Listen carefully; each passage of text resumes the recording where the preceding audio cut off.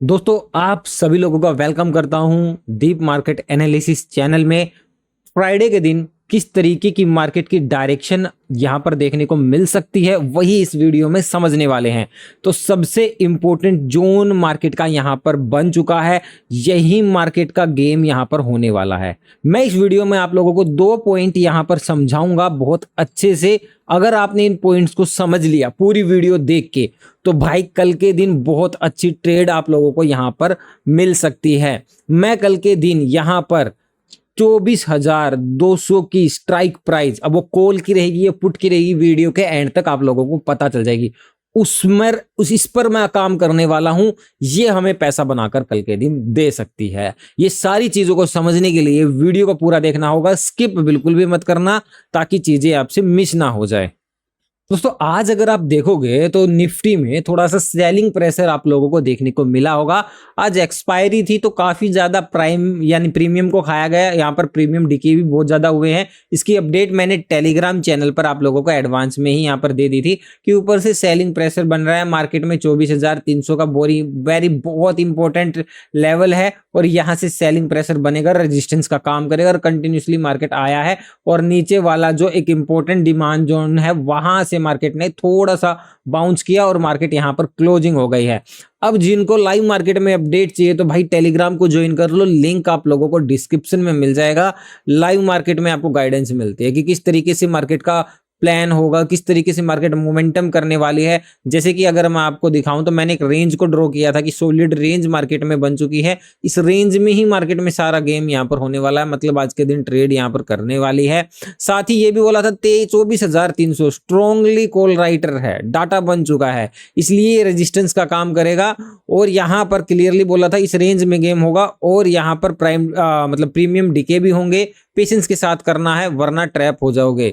साथ ही बोला था कि ये बैंक निफ्टी का भी मैंने बताया था और उसके बाद मैंने अपडेट दे दी थी 11 बजे के आसपास। मैंने कहा था कि ऊपर अब सेलिंग का प्रेशर ज्यादा है तो अपसाइड में रिस्क हो चुका है अब, तो यहां पर ट्रैप मत हो जाना अपसाइड की ट्रेड को आप लेके। तो देख लो किस तरीके से किस लेवल पर आपको गाइड वगैरह यहां पर किया जाता है। तो अगर आपको भी चाहिए तो भाई टेलीग्राम को ज्वाइन कर लो, लिंक आपको डिस्क्रिप्शन में मिल जाएगा। दोस्तों, इंडसइंड बैंक की तरफ से एक न्यूज यहां पर निकल के आई है, बड़ा धमाका कर सकती है ये बैंक की न्यूज।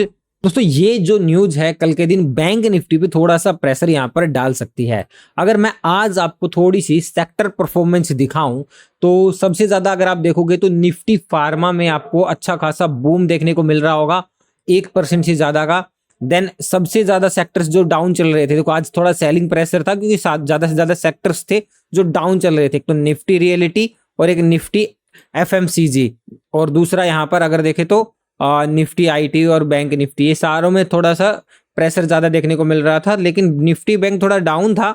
बट अगर आप इंडसइंड बैंक पर नजर डालो तो भाई 3% से ज्यादा की तेजी इसमें बनी हुई थी, काफी ज्यादा स्ट्रॉन्ग, मतलब इसमें स्ट्रेंथ थी, स्ट्रॉन्ग था। और इसकी तगड़ी न्यूज यहां पर निकल कर आई है जबरदस्त वाली, उसको भी हम यहां पर कवर करने वाले हैं। दोस्तों, आप लोगों को बता दूं कि ओपनिंग कल के दिन कैसी यहां पर होगी, क्योंकि बहुत से लोगों को जानना है। बीटीएसटी लेके गए होंगे तो कमेंट करके जरूर बताएं कि आपने बीटीएसटी कॉल साइड लिया है या पुट साइड लिया है। जब आप एंड तक आप लेवल देख लोगे तो आपको समझ में आ जाएगा कि आपको किस डायरेक्शन में कल के दिन ट्रेड लेना है और किस डायरेक्शन में आपकी ट्रेड सही जाएगी, ठीक है। और यहां पर अगर मैं बात करूं ओपनिंग की तो देखो ओपनिंग के चांसेस थोड़े बहुत, देखो 200 के ऊपर ही होगी मार्केट में ओपनिंग, बड़ी के तो बहुत कम चांस है।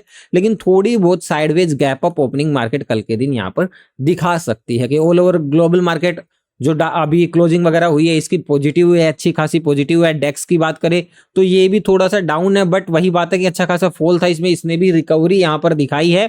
और निफ्टी का एक अच्छा खासा सपोर्ट डिमांड जोन था जहां से बाउंस किया है, मतलब जहां से स्ट्रेंथ बनी है वहां पर ओपनिंग मतलब क्लोजिंग दी है, इसका मतलब गैप अप ओपनिंग के चांस यहाँ पर बन रहे हैं। दोस्तों, अब तक अमेरिका और चाइना की जो ट्रेड वॉर थी वो यहाँ पर खत्म होने का नाम नहीं ले रही है, बल्कि चाइना ने अब यहाँ पर ये चीज और कर दी है कि जो ट्रंप है वो बार बार यहाँ पर धमकियां दे रहा है और धमकियां देना बंद करे यहाँ पर। और अगर यहाँ पर अमेरिका ने 145% टैरिफ यहाँ पर लगा दिया, देखो बात कर रहे हैं 145 लगाएंगे, 245 इस तरीके से चल रही है। अगर ऐसा होता है तो बदले में ये झुकेंगे नहीं, मतलब कि और बड़ी ज्यादा कार्रवाई यहाँ पर ये करेंगे। इसके बीच में एक चीज इंडिया को थोड़ा सा यहां पर बेनिफिट होता हुआ देखने को मिल रहा है, क्योंकि इस चीज की वजह से डॉलर में यहाँ पर गिरावट हुई है और अपने जो इंडियन रुपी है उसमें अच्छी खासी स्ट्रेंथ बनी है, जिसकी वजह से एफआईज यहाँ पर इंडिया की तरफ लौट रहे हैं, जिसकी वजह से अच्छा खासा बूम आपको इंडिया में देखने को मिल रहा है। यहाँ पर ये नेगोशिएशन की बात चल रही है, तो देखो अभी तक नेगोशिएशन से कोई ऑफिशियली अनाउंसमेंट तो हुआ नहीं है कि भाई करने वाले हैं, कब यहाँ पर ये चीजें होंगी। तो बस ये बताया जा रहा है कि नेगोशिएशन की सिर्फ बातें चल रही है। अगर ऐसा होता है तो थोड़ा सा पॉजिटिव रुख यहाँ पर हो सकता है। अगर उसकी वजह से डॉलर में काफी ज्यादा बढ़ती है तब जाकर कहीं हमारे इंडिया के लिए थोड़ा सा नेगेटिव रहेगा, बट अभी के लिए पॉजिटिव है। आज देखते हैं एफआईज और डीआईज का क्या डाटा यहाँ पर निकल कर आता है। दोस्तों खबर ये है इंडसइंड बैंक की कि एक डिसीजन यहाँ पर लिया गया है ऑन बोर्डिंग से रिलेटेड, यानी कि अब लोन देना बंद करने वाला है इंडसइंड बैंक, जिसकी वजह से इसकी जो ग्रोथ है वो यहाँ पर स्लो हो सकती है।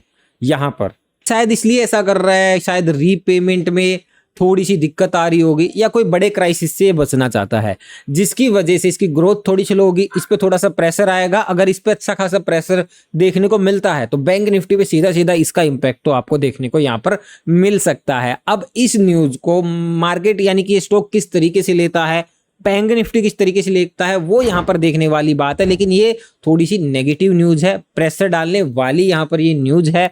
मतलब आपको पता है कि अब ये लोन देना बंद करेगा तो जाहिर सी बात है कि प्रेशर तो पड़ेगा, ग्रोथ भी इसकी स्लो होगी।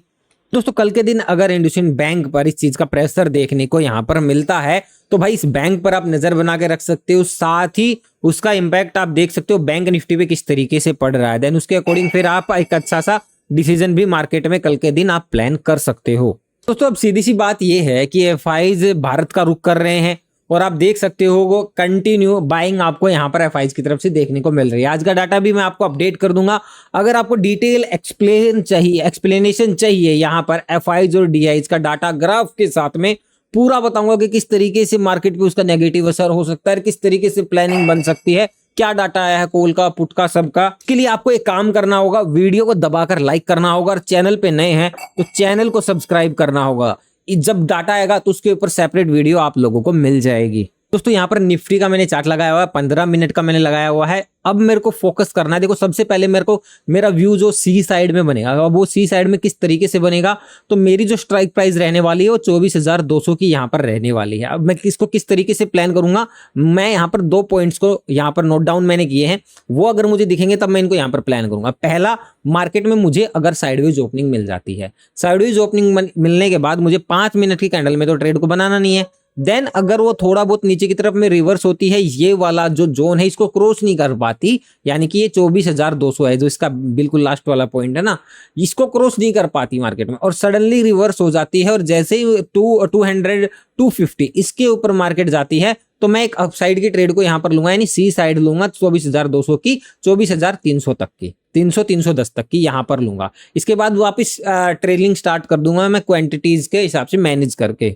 ठीक है, पहला मेरा ये पॉइंट रहा। और दूसरा मान लो मेरा ये पॉइंट है कि मान लो कि इसका यहाँ पर ब्रेकडाउन हो गया, ठीक है, विक के साथ मैं आपको तरीका बता रहा हूं। मान लो पहली या दूसरी कैंडल इस तरीके से आती है और इसका ब्रेकडाउन कर देती है, लेकिन सस्टेन नहीं कर पाती, सस्टेन नहीं हुई, सीधा रिवर्स हो गई 200 के ऊपर, 220 के ऊपर जाकर कैंडल ने क्लोजिंग यहां पर दे दी है, एक अच्छी खासी ग्रीन कैंडल बन जाती है इस जोन के ऊपर।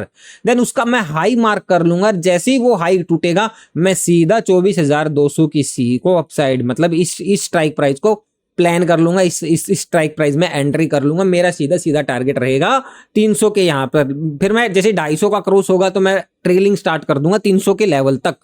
300 के ऊपर अगर सस्टेन हो गई मार्केट तो सीधा 350 तक मार्केट जाएगी। अब दोस्तों अगर मुझे पुट साइड की ट्रेड को प्लान करना होगा तो उसके लिए मुझे क्या करना होगा, उसके लिए मैं देखूंगा ये डिमांड जो जोन है इसका ब्रेकडाउन देखूंगा। किस तरीके से देखूंगा कि अगर देखो डायरेक्टली ब्रेकडाउन कर रही है, स्ट्रॉन्ग रेड कैंडल इसके नीचे क्लोज हो जाती है, फिर यहां से थोड़ा बहुत बाउंस मिल जाता है एंड देन बाउंस के बाद यहां कहीं से भी रिजेक्शन फेस होता है इस डिमांड जोन से वापस से, देन मैं यहां पर पुट की साइड को पुट साइड ट्रेड प्लान करूंगा। कहा कब? 24,180 के नीचे मार्केट में। ऐसे नहीं कि डायरेक्ट ब्रेकडाउन हो रही है यार सीधा मैं पुट की तरफ भागूंगा, नहीं, पहले देखूंगा कि सॉलिडली ब्रेकडाउन करे मार्केट में, थोड़ा मार्केट यहां पर सस्टेन करे, देन उसके बाद यहां पर अगर ये लेवल टूटता है तब मैं जाकर पुट की साइड को ट्रेड प्लान करूंगा। भाई वापस से यहाँ पर कोई रिजेक्शन मिलता है, मेरा जो नीचे का लेवल यहाँ पर रहेगा सीधा सीधा 150 का रहेगा पहला, जिसके बाद मैं ट्रेलिंग स्टार्ट कर दूंगा।